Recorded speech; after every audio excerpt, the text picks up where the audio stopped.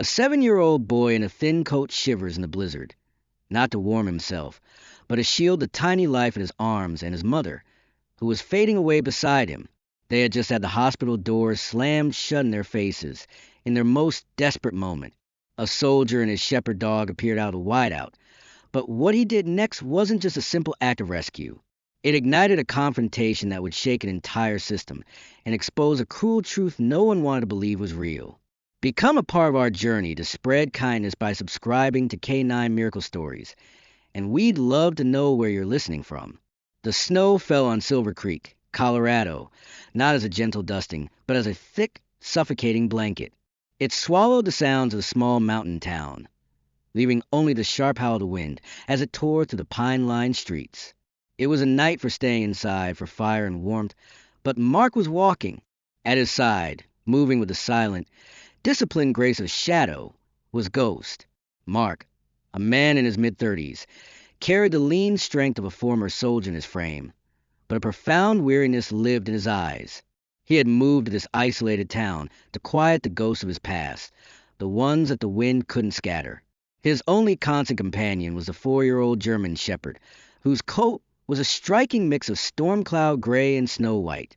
Ghost was more than a dog. He was an anchor, a calm and perceptive soul who understood the silence better than any person. Suddenly, Ghost stopped. His ears, usually relaxed, shot forward, and a low whine rumbled in his chest. He pulled lightly at the leash, his intelligent eyes fixed on a dark alcove beside the sterile, glowing entrance of the local hospital. Mark's senses sharpened instantly. He trusted the dog's instincts more than his own. "What is it, boy?" he murmured, his voice a low rasp. Ghost led him not toward the light, but into the shadows against a cold brick wall. At first, Mark saw only a heap of fabric. Then the fabric moved, and his breath caught in his throat. A small boy, no older than 7, was hunched there. He wore a jacket far too thin for the weather, his small body acting as a fragile shield against the driving snow. In his arms, he clutched a tiny swaddled bundle, and beside him, slumped against the wall, was a woman. She was frighteningly still, her face flushed with fever, her lips pale and cracked. This was Clara and her newborn, Samuel, though Mark did not yet know their names.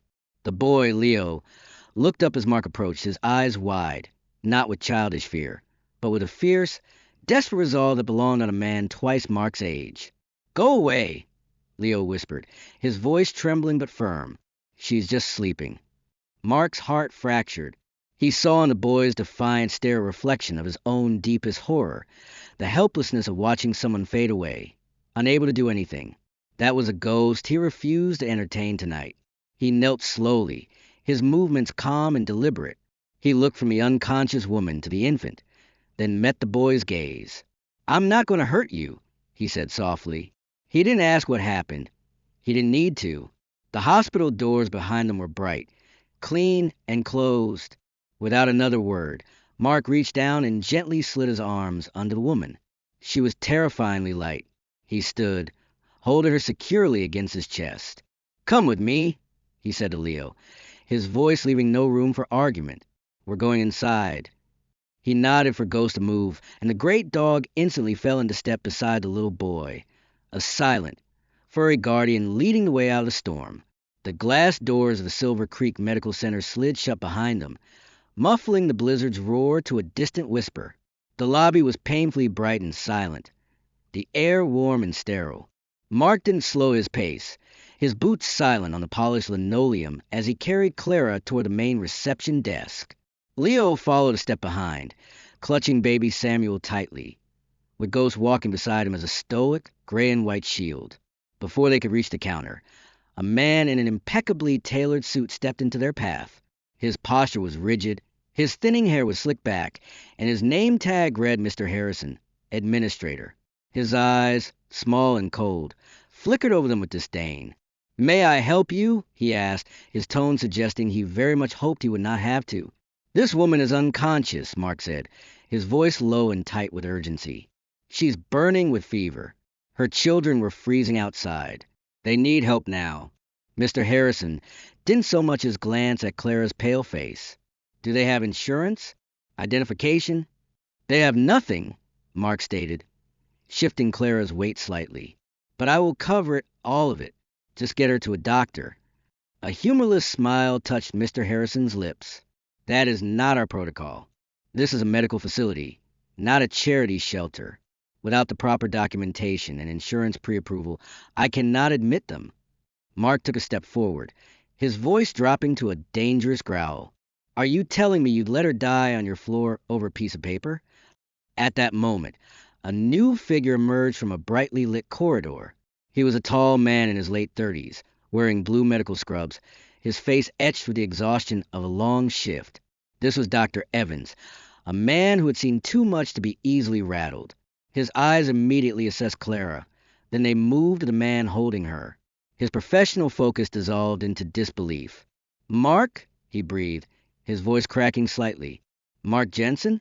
I don't believe it." Mark stared back, and through the fog of years and trauma, he saw him. The young Army medic he'd pulled from a smoking wreck in Kandahar. "Evans," Mark said, the name a statement of pure relief. Dr. Evans snapped into action, his voice ringing with an authority that bulldozes through protocol. "Nurse, give me a gurney and a crash cart. Stat. We need warm fluids and oxygen in triage room 3 now." He completely ignored Mr. Harrison's sputtering protests as a nurse rushed forward with a gurney. Evans looked at the administrator with cold fury. "She is my patient. He is my guest. We can discuss your paperwork after I have saved her life." As Mark carefully transferred Clara to the gurney, another nurse watched from the side. She was a young woman named Amy, with wide, idealistic eyes that were now filled with outrage. She slipped her phone from her pocket, shielding the screen with her body. She hit record. A moment later, as Dr. Evans and his team disappeared down the hall, she stopped the video, her hands trembling. She typed a quick caption, "Soldier and 7-year-old beg, hospital still says no," and pressed upload. The click was silent, but it would soon be heard by thousands. 3 days later, the storm outside had passed, but another one raged within the walls of the Silver Creek Medical Center. The video nurse Amy had posted had exploded online, a wildfire of public outrage that had left the hospital's administration in full-blown panic. Mark learned all of this from Dr. Evans, but he paid it little mind. His focus was on the woman sitting up in the hospital bed, Clara. The fever had broken, but a deep fragility remained in her tired eyes. She looked at him, her voice a hoarse whisper. "We have nowhere to go." Mark had already knew the answer. "Yes, you do," he said simply. "My home. It's quiet, it's safe, and it's warm until you're back on your feet." Gratitude, raw and overwhelming, shone in her eyes. And so, he brought them to the small wooden cabin he'd built with his own hands, nestled deep among the snow-laden pines. He lit fire in the old iron stove, and as warmth finally filled the small space, a tension Mark hadn't even realized they were all carrying began to melt away. That first night was a quiet miracle. Leo, who had been a small, vigilant soldier for so long, finally surrendered to childhood. He didn't sleep in a bed, but on a thick bearskin rug before the hearth, his small body completely limp in the deep, peaceful slumber of the truly safe. Ghost laid down a few feet away, his great head resting on his paws, his watchful eyes glowing in the firelight. He was a silent promise that no harm would come to this boy. In the days that followed, the cabin became a sanctuary of healing. Clara would sit for hours in a worn rocking chair, holding baby Samuel and simply watching the flames dance. The hollows in her cheeks began to soften, and the color slowly returned to her face. One afternoon, as Mark handed her a steaming mug of tea, she looked at Leo and Ghost playing quietly on the floor, and she smiled. It was the first time Mark had seen it, a small, fragile curve of her lips, but it was as bright as the sun on snow. For Mark, the change was just as profound. The cabin, once a fortress for his solitude, was now a home. The simple act of caring for this family, chopping wood for the stove, cooking a simple stew, listening to the soft sound of their breathing as they slept, became a new kind of mission. The ghosts of his past had not vanished, but their angry whispers were drowned out by the gentle rhythms of this new life. For the first time in years, he felt not like a soldier haunted by his past, but like a guardian with a future to protect. For 2 weeks, A fragile peace settled over the cabin in the pines. It was a quiet, healing time, filled with the scent of pine from the fire, the sound of Leo's soft laughter as he taught Ghost a new trick, and the gentle rocking of the chair where Clara held Samuel. The life that had been violently uprooted was slowly, tentatively setting down new roots in the warm, safe soil of Mark's home. The tranquility felt real, almost permanent. And then came the knock on the door. It was not a friendly rap, but a sharp, official sound that made Ghost lift his head with a low growl. Mark opened the door to find a courier holding a thick manila envelope. It was addressed to Clara. Her hands trembled as she opened it, and as she read the first page, all the color and life that had returned to her face drained away, leaving behind a stark, familiar terror. "They found me," she whispered, the papers shaking in her hand. She explained to Mark that the documents were a formal custody petition from her wealthy, estranged parents, Richard and Eleanor Vance. They were the family who had disowned her when she chose a life of simple means over their world of calculated prestige. The legal papers were cruel and clinical, twisting her poverty and the night outside the hospital into evidence of her being an unstable and unfit mother. Despair, cold and suffocating, descended on the small cabin. How could they fight this? They had nothing. Her parents had everything: money, influence, and a team of ruthless lawyers. For a moment, the world felt just as hopeless as it had in the blizzard. But the video that had brought this new trouble also brought an unexpected salvation. The next day, a call came from a woman with a calm, steady voice. "My name is Maria Diaz," she said. "I'm a family law attorney in Denver. My partners and I saw your story. What happened was an outrage, and we would be honored to represent you free of charge." Hope arrived like a flash of lightning. At the same time, Mark discovered an online fundraiser set up by strangers, which had already gathered thousands of dollars for their legal defense. The community they never knew they had was rising to their defense.